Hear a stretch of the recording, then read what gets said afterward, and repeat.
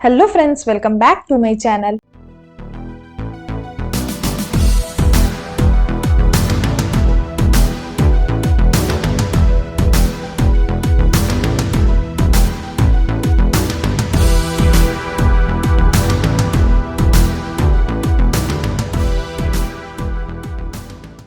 Episode 33 के starting में हमें दिखाया जाता है कि मिंजू वो एबॉर्शन वाली दवाई पी लेती है और फिर उसके पेट में दर्द होना स्टार्ट हो जाता है। उसके बाद वो वहीं पर बेहोश हो जाती है। उसके बाद हमें सीन में दिखाया जाता है कि मिंजू का फियांसे मिस्टर जियांग उससे मिलने के लिए आता है और उससे पूछता है कि उसे क्या हुआ है, वो इतनी बीमार क्यों लग रही है।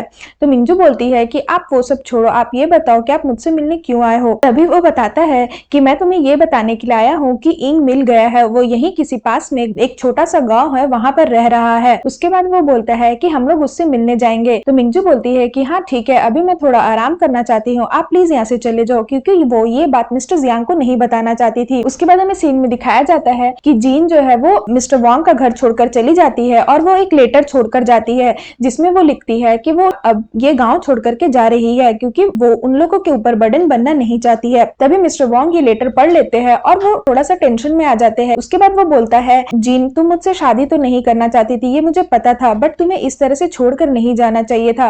बाहर की दुनिया बहुत खराब है, अगर तुम्हें कुछ हो जाएगा तो। उसके बाद वो उसे बाहर ढूंढने के लिए जाता है कि वो कहाँ गई है। तभी उसके अंकल उसे रोक देते हैं और बोलते हैं कि उसे अकेला छोड़ दो, तुम इसके पीछे मत जाओ। उसके बाद वो बोलता है कि ठीक है, वो चली तो गई है, बट मैं भगवान से यही प्रे करूंगा कि वो जहां पर भी हो सुरक्षित हो और खुश हो। उसके बाद हमें सीन में दिखाया जाता है कि जीन जो है वो एक छोटी सी गांव में पहुंचती है जहां पर बहुत सारे लोग रहते हैं और वो लोग अपना मजदूरी कर रहे होते हैं। तभी वहां पर बहुत सारे गुंडे आते हैं और जीन के गर्दन पे चाकू रख देते हैं और सभी गांव वालों को बोलते हैं कि तुम लोग पैसा निकालो और खाना निकालो, वरना मैं इस लड़की को मार दूंगा। तभी वो जैसे ही जीन को मारने के लिए जाता है, कोई आता है और जीन को बचा लेता है, और जो जीन को बचाता है वो कोई और नहीं बल्कि इंग रहता है। उसके बाद वो बोलता है कि पता नहीं इन गुंडे लोगों को इन गरीबों से खाना छीनकर क्या मिलेगा। उसके बाद वो बोलता है, लगता है हमारी किस्मत में कुछ लिखा हुआ है, तभी हम लोग यहाँ पर मिले। उसके बाद वो जीन को बताता है कि मैं यही पास में एक छोटे से गाँव में रहता हूँ, अगर तुम्हारे पास कहीं जाने के लिए कोई जगह नहीं है तो चलो, तुम मेरे यहाँ चलो। उसके बाद यहाँ पर दिखाया जाता है जुओ और मायदा की फाइट होती है, तो वो वाला बात सोच रहा होता है और बहुत गुस्सा रहता है और वो किसी का नाम लेता है और बोलता है अब तुम्हारे आने का टाइम हो गया है। उसके बाद हमें सीन में दिखाया जाता है कि मायदा रैची मिस्टर जियांग से मिलने जाता है और बोलता है, मैं आपके लिए बहुत अच्छा बिजनेस का ऑफर लेकर आया हूँ और मैं आशा करता हूँ कि आप इसमें बहुत ज्यादा इंटरेस्टेड होंगे। उसके बाद यहाँ पर हमें दिखाया जाता है कि मायदा रैची का बहुत सारा सामान जो है वो जा रहा होता है चाइना से बाहर। तो जुओ का जो साथी रहता है वो आकर के उसे रोक देता है और बोलता है कि यहाँ से बाहर तुम नहीं ले जा सकते, इस सामान को हम पहले चेक करेंगे। मायदा रैची के साथी लोग बोलते हैं, ये मिस्टर जियांग का सामान है, तुम क्या करोगे इसे चेक करके। उसके बाद तभी वहाँ पे जुओ आता है और वो जब सामान खोलता है तो देखता है उसमें बहुत सारे सोने के बिस्किट है। तो वो ये देख के समझ जाता है, जैसा कि मैंने आप लोगों को पिछले एपिसोड में बताया था कि वो ऑयल का जो टैंक रहता है जिसे मायदा रैची ले जाने के लिए नहीं देता है, तो जुओ को वो बात याद आता है और वो समझ जाता है कि उस ऑयल का टैंक जो भारी था उसमें ये सारे सोने के बिस्किट थे, इस वजह से वो भारी था, इसलिए उस दिन मायदा रैची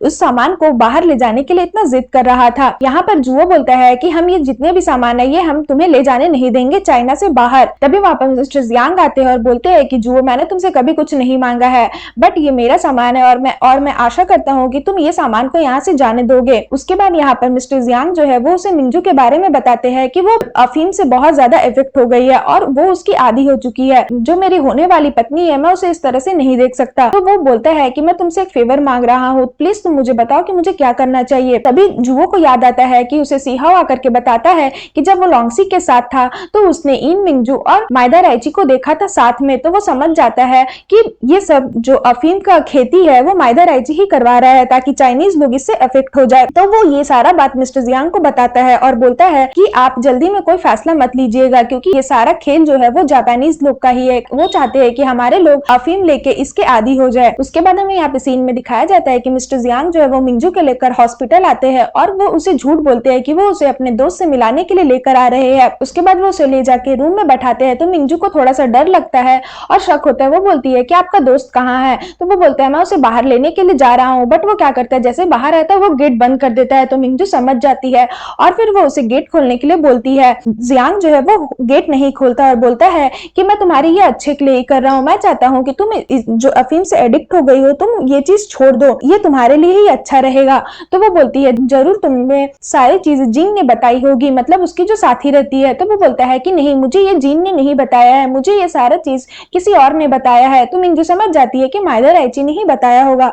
उसके बाद वो बोलता है कि अगर तुम्हें मेरी वाइफ बनना है तो तुम्हें ये अफीम छोड़ना होगा, और यहाँ पर तुम्हारी हेल्प करने के लिए डॉक्टर्स भी रहेंगे, तुम यहाँ रहोगी तो जल्दी ठीक हो जाओगी। उसके बाद हमें दूसरे दिन का सीन दिखाया जाता है जहाँ पे मिस्टर जियांग आकर के मिंजू को देखते हैं, बट वो बहुत ज्यादा पागल की तरह बिहेव कर रही होती है। उसके बाद जीन बोलती है कि हमें मिंजू को यहाँ से बाहर निकाल देना चाहिए। तो जियांग बोलता है कि नहीं, ये उसके अच्छे के लिए है, उसे यहीं पर रहने दो। उसके बाद हमें सीन में दिखाया जाता है तो जुवो जो है वो जीन का डॉग जो रहता है वो उसके साथ बात करता है, क्योंकि वो पहले उसके डॉग से बहुत ज्यादा डरता था, बट अब वो उससे नहीं डरता है। और बोलता है पहले जीन चाहती थी कि मैं तुम्हें पकड़ूं, मैं तुम्हें खिलाऊं, बट उस टाइम मैं कुत्तों से डरता था। अब देखो, अब मैं तुमसे नहीं डरता हूं, तो अब वो यहाँ पर है भी नहीं मुझे देखने के लिए और तुम्हें देखने के लिए। वो कैसे तुम्हें छोड़कर चली गई, वो तो तुम्हें बहुत ज्यादा प्यार करती थी ना। तो इस तरह से वो उस डॉग से बात करता है। उसके बाद वो बोलता है कि अगर वो अभी रहती तो मुझे और तुम्हें देखकर कितना खुश हो जाती। उसके बाद हमें सीन में दिखाया जाता है कि यहाँ पर जुवो जो है वो मन में बोलता है कि जीन तुम कहाँ चली गई हो, जल्दी वापस आ जाओ, और तुम पहले से ही बोलती थी, भले उस टाइम हमारे पास पैसे नहीं थे और कुछ जरूरत की चीजें नहीं थी, बट उस टाइम हमारा जो मोमेंट था वो बहुत ज्यादा ही हैप्पी मोमेंट था। उसके बाद वो बोलता है कि अभी तुम चली तो गई हो, बट तुम्हारे साथ मेरा बच्चा भी है, तुम कहाँ गई हो, इस तरह से वो बोलता है। उसके बाद वो तांघाई के साथ एक झोपड़ी में आता है जहाँ पर वो और जीन पहले रहा करते थे, और वो तांघाई को बोलता है कि तुम यहाँ से चले जाओ, मैं इस झोपड़ी में थोड़ा देर वक्त बिताना चाहता हूँ। और फिर तांघाई वहां से चला जाता है और फिर सीन यहाँ पर खत्म हो जाता है। सो फ्रेंड्स, अगर आपको मेरी वीडियो अच्छी लगे तो प्लीज मेरे वीडियो को लाइक करिएगा, मेरे चैनल को सब्सक्राइब करिएगा। मैं इसका नेक्स्ट एपिसोड लेकर के आऊंगी जो बहुत ज्यादा इंटरेस्टिंग होने वाला है, क्योंकि उसमें माइदर आइची और जुवो की फाइट वाली सीन दिखाई जाएगी, तो उसके लिए वेट करिएगा। सो फ्रेंड्स, आज के लिए बाय बाय, मिलते हैं फिर से एक न्यू वीडियो के साथ।